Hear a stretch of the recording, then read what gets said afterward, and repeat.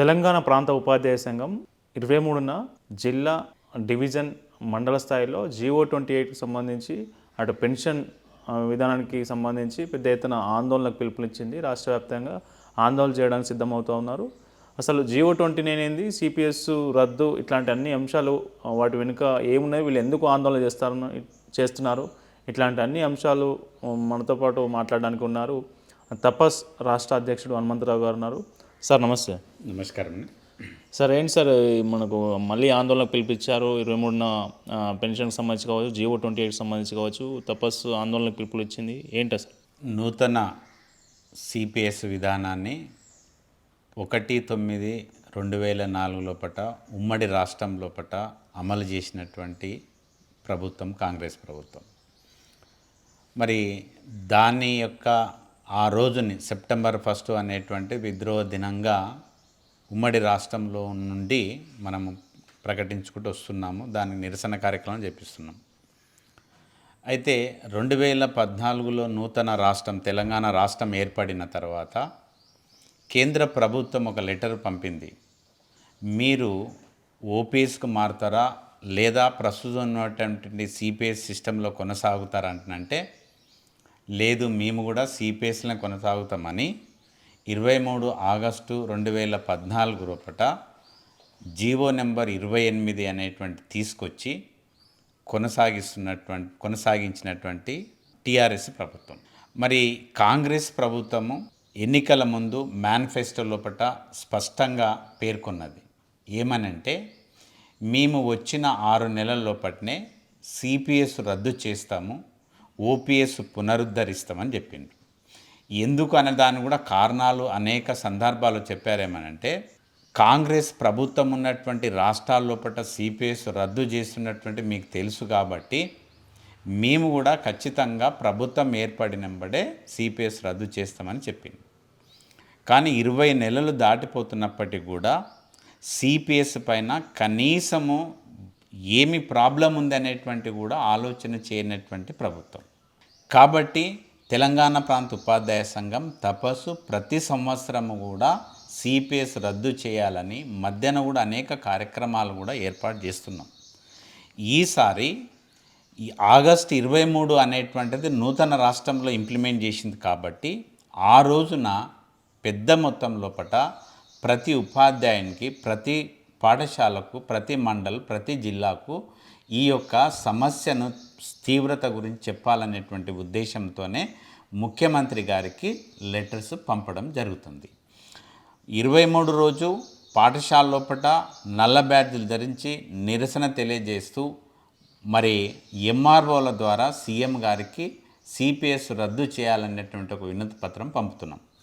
అట్లాగనే ఆ రోజు అంటే 23 రోజు జిల్లా కేంద్రాల లోపల మరి జిల్లా టీం కలిసి కలెక్టర్ గారికి ఈ రిప్రజెంటేషన్ ఇస్తూ సీఎం గారికి పంపాల్సిందిగా వినతి పత్రాలు ఇవ్వడం జరుగుతుంది.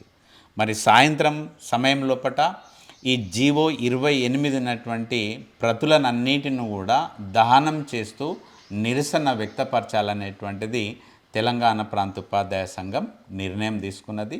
దాన్ని రేపు పెద్ద మొత్తం లోపల ఆ కార్యక్రమం నిర్వహించబోతున్నాం. ఈ కార్యక్రమంతో పాటు మరి ఇదొకటి 23 రోజే కాదు, సెప్టెంబర్ 1 కూడా మరి మా జేఏసీ అనేటువంటి చైర్మన్ అయినటువంటి లచ్చిరెడ్డి గారి ఆధ్వర్యం లోపల కూడా ఇప్పుడు ఆల్రెడీగా అనేక జిల్లాల లోపల, డివిజన్ కేంద్రాల లోపల ఈ యొక్క సిపిఎస్ పైనటువంటి అవేర్నెస్ ప్రోగ్రాము, దాని యొక్క ఇంపార్టెన్స్ చెప్తూ యాత్ర జరుగుతుంది. దాన్ని కూడా పూర్తిగా మద్దతు ఇచ్చినాం. ఎక్కడున్న ఏ జిల్లాకి వెళ్ళినా ఆ జిల్లా అధ్యక్ష ప్రధాన కార్యకర్తలు కూడా సిపిఎస్లో ఉన్నటువంటి బాధితులతో పాటు పంచుకోవడం జరుగుతుంది. మరి వారి ఆధ్వర్యం లోపల సెప్టెంబర్ 1 రోజు మరి పెద్ద మొత్తం లోపల హైదరాబాద్ లోపల కార్యక్రమం ఏర్పాటు చేసినాం. ఆ కార్యక్రమం లోపల కూడా మేము భాగస్వాములం అవుతున్నాం. మరి ప్రభుత్వం పైన ఒత్తిడి తీసుకురావడానికి, సిపిఎస్ రద్దు చేయడానికి ముందుంటామని ఈ సందర్భం మీకు తెలియజేస్తున్నాం. సార్, ఇప్పుడు ప్రతి సంవత్సరం ఆనవాయితీగా ఈ పెన్షన్ విద్రోహ దినం అని ఏదో నిరసనలు చేయడం తప్పితే ప్రభుత్వాలు స్పందిస్తున్న తీరు కనిపించట్లేదు. గత 10 ఏళ్ళు చూసినా, ఇప్పుడు ఇచ్చిన కొత్త ప్రభుత్వం చూసినా ఈ సిపిఎస్ రద్దు చేస్తే ఆ ప్రభుత్వానికి ఉన్న ఇబ్బంది ఏమిటి, అసలు ఎందుకు చేయట్లేదు?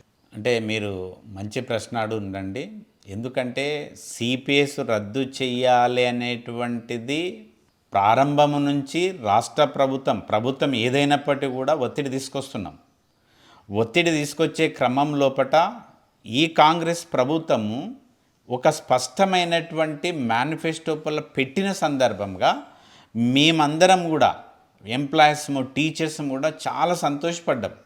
నిజంగా ప్రభుత్వం ఏర్పడుతుందంటే సిపిఎస్ రద్దు చేసిన అంతకన్నా అదృష్టం ఇంకేముంటుంది అనేటువంటి ఒక దూరదృష్టితోన ఈ ప్రభుత్వం పైన విశ్వాసంతోన చాలామంది ఓట్లు వేసింది.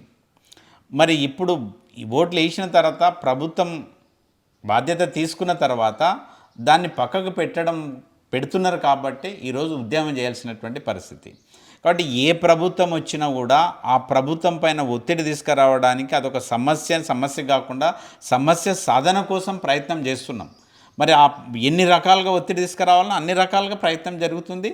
ఇప్పటికైనా కూడా ప్రభుత్వము ఖచ్చితంగా సిపిఎస్ రద్దు చేయాల్సిందే.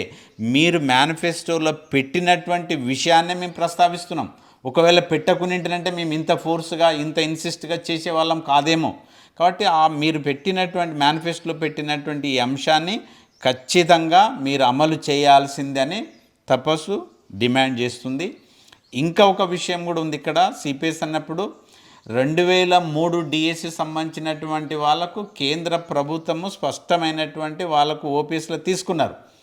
కానీ ఇక్కడ సిపిఎస్లో ఉన్నటువంటి 2003 డిఎస్సి సంబంధించినటువంటి ఉద్యోగ ఉపాధ్యాయులు ఎవరు ఉన్నారో వాళ్ళకు ఇవ్వకపోతే కోర్టుకు వెళ్ళి హైకోర్టు ఇంప్లిమెంట్ చేయాల్సిందని స్పష్టమైన ఆదేశాలు ఇచ్చినా కూడా ఇంకా ఇంతవరకు కూడా దాన్ని అమలు చేస్తలేరు. ఇది చాలా దౌర్భాగ్యమైనటువంటి స్థితి. కాబట్టి ఇప్పుడైనా కూడా కాంగ్రెస్ ప్రభుత్వం గౌరవ ముఖ్యమంత్రి గారు దీనిపైన చొరవ తీసుకొని 2003 వాళ్ళకు ఓపీఎస్ సిస్టమ్ని అమలు చేస్తూ ఈ యొక్క సిపిఎస్ను రద్దు చేయాల్సినటువంటి బాధ్యత ఈ ప్రభుత్వం పైన ఉందని పూర్తి విశ్వాసంతోన తపస్సు డిమాండ్ చేస్తుంది. సార్ ఒక్క విషయం చెప్పండి. సిపిఎస్ రద్దు అయితే కనుక సిపిఎస్ ఉంటే సిపిఎస్ లేకుంటే ఒక ఉపాధ్యాయుడికి జరిగే మేలు నష్టాన్ని మనం అంచనా వేస్తే ఒక హై స్కూల్ టీచర్ని తీసుకుంటే సిపిఎస్ ఉంటే సిపిఎస్ లేకుంటే అతను ఎంత నష్టపోతాడు, ఎంత ప్రయోజనం పొందుతాడు అనేది మనం చెప్పగలుగుతామా? ఎంత? 100% అండి. ఎందుకంటే ప్రైమరీ స్కూల్ నుండి హై స్కూల్ నుండి జూనియర్ కాలేజ్ ఎవరైనా ఉండని ఏ ఉపాధ్యాయుడు కానీ ఏ ఉద్యోగస్తుడు కానీ దాదాపు 30 నుంచి 35-40 ఏళ్ళ సర్వీసు చేస్తాడు. సర్వీసు ఈ గవర్నమెంట్ సెక్టార్లో ఎందుకు చేస్తారు అనేటువంటిది ఫస్ట్ ప్రియారిటీ. అందుకోసంకే సిపిఎస్ వచ్చిన తర్వాత కూడా చాలామంది ఇంటలెక్చువల్స్ ఈ యొక్క గవర్నమెంట్ ప్రొఫెషన్కి రాలేకపోతున్నారు. కారణం ఏంటిదంటే ఇక్కడనేమో ఒక ఫిక్స్డ్ శాలరీస్ ఉంటాయి, ఆ పర్ఫార్మెన్స్ని బట్టి ఏమి ఇంక్రిమెంట్స్ లేకుంటాయి. ఎవ్రీ ఇయర్ క్యాజువల్గా వచ్చేటువంటి ఇంక్రిమెంట్స్ ఉంటాయి. ప్రతి సంవత్సరం ఒక యాన్యువల్ గ్రేడ్ ఇంక్రిమెంట్ ఉంటుంది. ప్రతి 5 సంవత్సరాలకు ఒకసారి పిఆర్సీ ఉంటుంది. ఇది లిమిటెడ్గా అంటే ఒక 10 ఏళ్ళ తర్వాత ఎంత ఉంటుంది, 15 ఏళ్ళ తర్వాత జీతం ఎంత ఉంటుంది అని మాకు క్యాల్కులేషన్ చేసుకుంటే ఒక అవగాహన వస్తుంది. Whereas in private sector if the person can perform perfectly he can get more and more increments. కాబట్టి ఆయన కొరకు ఉంటుంది. ఇక్కడ ఏముంటుందంటే పెన్షన్ అనేటువంటిది చాలా ఫ్యామిలీ పెన్షన్, తన పెన్షన్ అనేటువంటి చాలా ఇంపార్టెంట్. ఎందుకంటే 30 నుంచి 40 ఏళ్ళ మధ్య సర్వీసు చేసినటువంటి వ్యక్తి రిటైర్డ్ అయిన తర్వాత తనకు పెన్షన్ రాకపోతే ఎవరిపైన డిపెండ్ కావాలి? అప్పటికి శక్తి ఉంటుందా? అనేక రకాలైనటువంటి హెల్త్ ప్రాబ్లమ్స్ కూడా వస్తాయి. కాబట్టి ఖచ్చితంగా పెన్షన్ అనేటువంటిది ఉండాల్సిందే. ఇక్కడ ఎందుకు ఉండాలి అనేటువంటిది అంటే కూడా తను జీవిత చరాంకంలో ఉన్నప్పుడు లేదా తన యొక్క శక్తి సామర్థ్యాలు పని చేయనప్పుడు మరి ఆ కుటుంబ తోడ్పాటుగా ఉండాల్సినటువంటి అవసరం ఉంటుంది. ఒకవేళ సిపిఎస్లు ఉన్నారనుకోండి, అది ఎప్పుడు ఎంత ఎలా వస్తుంది అనేటువంటి ఊహించడానికి రానటువంటి పరిస్థితి. కాబట్టి సిపిఎస్లో ఉన్నటువంటిది అంటే it depends on the market. ఈ మార్కెట్ ఫ్లక్చువేషన్స్ అవుతున్నప్పుడు ఎప్పుడు ఏమొస్తుందో కూడా తెలియని పరిస్థితి ఉంది. కాబట్టి ఖచ్చితంగా ఓల్డ్ పెన్షన్ స్కీము ఇక్కడ ఈ రాష్ట్రంలో ఉన్నటువంటి ఉద్యోగ ఉపాధ్యాయులకు వర్తింపజేయాల్సిన బాధ్యత ఈ రాష్ట్ర ప్రభుత్వానిది.